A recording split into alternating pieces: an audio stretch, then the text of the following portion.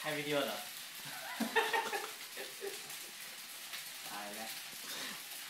บทพระธรรมแล้วเนี่ยหรือว่าใครอยากจะมาทานก็มาได้เลยนะแม้ท่านจะทำให้คนอัปดิษฐ์สะเทือนใจแล้วเนี่ย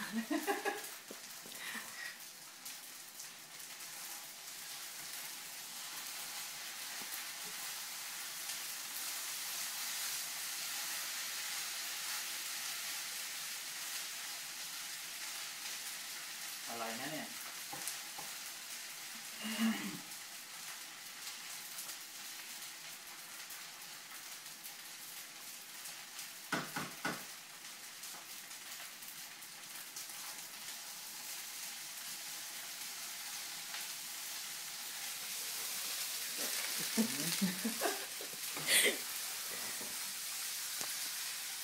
พอแล้ว